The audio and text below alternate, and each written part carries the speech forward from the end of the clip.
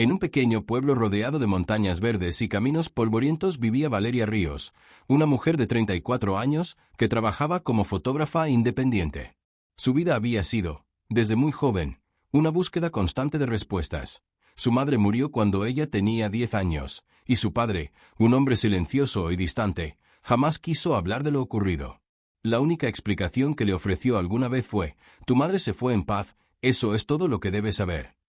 Pero Valeria siempre sintió que había algo más, algo escondido entre las paredes de aquella vieja casa donde creció. Cuando el padre de Valeria falleció de manera repentina, ella regresó al pueblo tras años de vivir lejos. Volver a la casa fue como entrar en un lugar detenido en el tiempo. Todo estaba igual: los muebles antiguos, los retratos familiares en sepia, la radio vieja que le encendía cada noche, y hasta la fotografía de su madre en la mesita junto al sillón. La casa tenía un silencio extraño, como si aún guardara secretos suspendidos en el aire.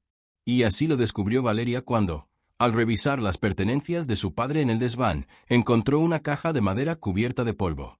Dentro había más de 60 cartas, todas escritas por la misma persona, su madre. Pero ninguna tenía sello postal. Ninguna había sido enviada. Y lo más perturbador, todas estaban dirigidas a ella, a Valeria. La primera carta estaba fechada apenas una semana antes de la muerte de su madre. Valeria la abrió con manos temblorosas. «Mi vida, hay cosas que deseo contarte antes de que llegue el día que temo. No sé cuánto tiempo me queda, pero necesito que sepas que lo que me ocurre no es una enfermedad común». Valeria sintió un escalofrío recorrerle la espalda. Su padre siempre le dijo que su madre murió por un problema cardíaco. Pero la carta hablaba de algo completamente diferente: miedo, persecución, amenazas veladas. La madre mencionaba una presencia, alguien que la visitaba frecuentemente, que la miraba fijamente desde la ventana cada noche y que parecía conocer secretos del pasado de la familia Ríos. Valeria bajó al salón y se sentó en el viejo sillón de su padre. Comenzó a leer carta tras carta. Cuanto más leía, más oscura se volvía la historia. Su madre hablaba de un hombre llamado Esteban, un supuesto amigo de la familia que visitaba la casa cuando Valeria era muy pequeña. Un hombre que, según las cartas, tenía una obsesión enfermiza con la madre. Cada carta mencionaba cómo él aparecía en las noches, golpeaba suavemente la ventana del dormitorio y se quedaba allí mirando, sin decir una sola palabra. Lo perturbador era que el padre de Valeria sabía quién era y aún así nunca denunció nada. La carta número 10 describía algo que hizo que Valeria dejara de respirar por un segundo. Su madre contó que había encontrado una nota amenazante en la puerta de la casa, escrita con tinta roja. La nota decía: «Si no eres mía, no serás de nadie. Y si te vas, me llevo lo que más aprecias». Esa noche, Valeria apenas durmió. Cada palabra que leía parecía romper parte de las memorias felices que tenía de su infancia. Los días siguientes se dedicó a leer más cartas. Entre ellas apareció un nombre que no recordaba: Luciana. Su madre mencionaba a Luciana como si fuera una persona muy cercana a ella, alguien que la apoyaba, que la escuchaba. Pero Valeria nunca había oído ese nombre. La carta 22 reveló la verdad. Luciana era la hermana mayor de su madre, una tía que ella jamás conoció. Y según las cartas, había desaparecido 5 años antes del nacimiento de Valeria. La madre estaba convencida de que Esteban también había tenido que ver con esa desaparición. Valeria, sintiendo que la historia se volvía más profunda de lo que podía manejar sola, decidió ir al pueblo a preguntar. Pero nadie quería hablar del tema. Cada vez que mencionaba el nombre de Esteban, la gente bajaba la voz, cambiaba de tema, decía que eso era cosa del pasado. Fue la anciana del mercado, llamada Candelaria, quien finalmente le dio una pista. Le contó que Esteban había sido un hombre obsesivo, controlador, con reputación de tener ojos en todas partes. También le dijo algo escalofriante: «Muchos creen que tu madre se quitó la vida por culpa de él, pero yo sé que no es verdad». Valeria volvió a casa con un nudo en el estómago. Al entrar, sintió un impulso extraño: revisar el sótano, un lugar que su padre siempre mantuvo cerrado con llave. Con las cosas heredadas en mano, encontró la llave correcta. El sótano estaba oscuro, húmedo, y el aire tenía olor a metal antiguo. Al encender la luz, Valeria vio cajas apiladas, muebles rotos, y algo que le heló la sangre: un pizarrón cubierto de papeles. Papeles con la letra de su padre. Fotografías antiguas. Y el rostro de Esteban recortado y pegado varias veces. Pero no era lo único. Había un archivo enorme con informes policiales, fechas, descripciones de mujeres desaparecidas, y en una carpeta separada, con el nombre Luciana, había fotografías de una mujer muy parecida a su madre. En la última página de esa carpeta había un documento escrito a mano por su padre. Él vino a buscar a tu madre. Yo la escondí, pero solo logré retrasarlo. Lo intenté, pero no pude salvarlas a las dos. Luciana murió para salvar a tu madre. Y tu madre murió para salvarte a ti. Valeria se desplomó en el suelo del sótano. Había pasado toda su vida creyendo que su familia había sido normal, cuando en realidad estaban huyendo. Quedaba una última carta en la caja, la única que tenía un hilo rojo amarrado. Al abrirla, encontró un mapa pequeño dibujado a mano, señalando un lugar en el bosque cercano. Mi amor, decía la última carta, si algún día lees esto, quiero que sepas que no te abandoné. Me fui para protegerte. Hay algo enterrado en el bosque, algo que tu padre no pudo destruir. Si lo encuentras, entenderás por qué tuvimos que vivir ocultas. Con determinación, Valeria siguió el mapa. Llegó a un claro en el bosque y allí encontró un viejo baúl metálico medio enterrado. Dentro había ropa antigua, fotografías, varios diarios, una grabadora. Al reproducirla, una voz que no había escuchado en más de 20 años llenó el aire, la voz de su madre. El mensaje decía: Valeria, si estás escuchando esto, es porque él ha vuelto. Esteban nunca dejará de buscarnos. Estoy dejando estas pruebas para que sepas la verdad. No morí de forma natural. Tampoco me fui por decisión propia. Lo que te dije cuando eras niña fue una mentira para que no tuvieras miedo. Hice lo que tuve que hacer para protegerte. Pero si estás escuchando esto, debes tener cuidado. Él puede seguir vivo. Y él nunca olvida. La grabación terminó con un sollozo suave. Luego silencio. Valeria sintió un vértigo profundo. Toda su historia familiar era una cadena de sacrificios. Al regresar a casa, encontró la puerta entreabierta. El corazón le golpeó fuerte. Entró lentamente. En el suelo del salón había una nota, escrita con tinta roja, recién colocada. Decía: tu madre me pertenecía. Ahora tú también. Valeria cayó de rodillas, temblando. Y entonces lo sintió. Alguien respirando detrás de ella. La semana siguiente a que Andrés escuchara aquellas palabras desconcertantes de Tomás, el ambiente en la casa comenzó a sentirse distinto. No había gritos, no había discusiones, pero había un silencio pesado, como si todos hubieran empezado a caminar con miedo a romper algo invisible. Tomás, el niño de expresiones sobrias, ahora tenía una mirada diferente, no de tristeza, sino de cansancio.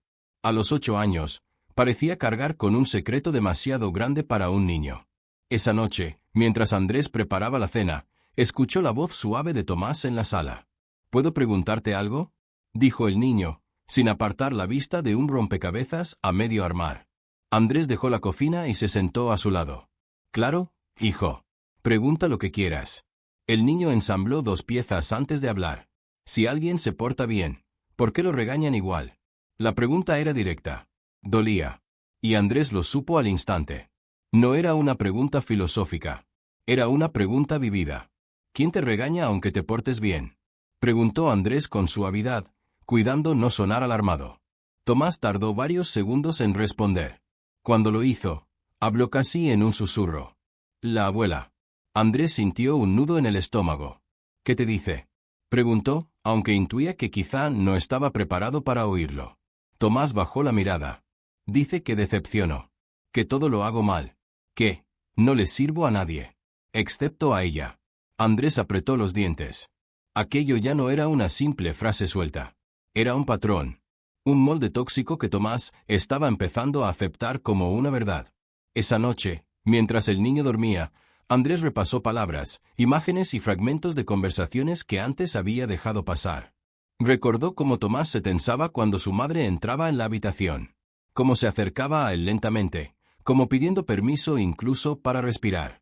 Y entonces entendió que lo que estaba ocurriendo no era nuevo. Era antiguo. Mucho más antiguo que su llegada a la familia Herrera. A la mañana siguiente, Andrés decidió hablar con María. Pero antes de hacerlo, recibió una llamada inesperada. Era la maestra de Tomás. Señor Herrera, dijo ella con voz seria, me preocupa Tomás. Hoy se quedó paralizado cuando un compañero levantó la voz. Temblaba. Literalmente temblaba. Eso no es normal en un niño tan tranquilo. Andrés sintió un vacío en el pecho. ¿Ha dicho algo?, preguntó. La maestra dudó. No directamente. Pero escribió algo en una actividad de clase que me inquietó. ¿Qué escribió? Ella respiró hondo. A veces, estar quieto no es suficiente. ¿Eso escribió?, preguntó Andrés. Sí, y después tachó la frase como si tuviera miedo de que alguien la viera.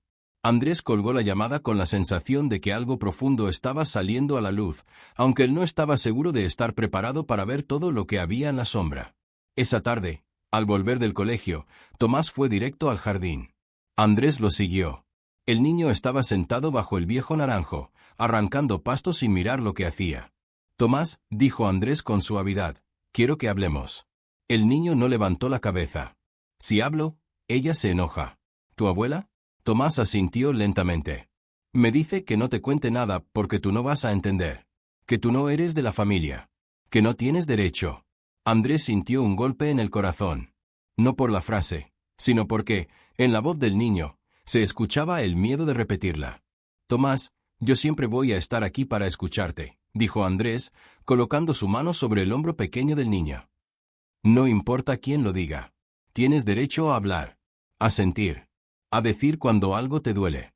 El niño respiró como si acabara de salir de un lugar cerrado y oscuro. Ella dice que si hablo, nos va a dejar solos a todos. ¿Solos?, preguntó Andrés, sin entender. Sí. Como antes, susurró Tomás. Como cuando mamá lloraba todas las noches y tú todavía no estabas. Andrés sintió un escalofrío. Tomás hablaba de un tiempo del que él jamás había sido parte. Un tiempo que María nunca mencionó.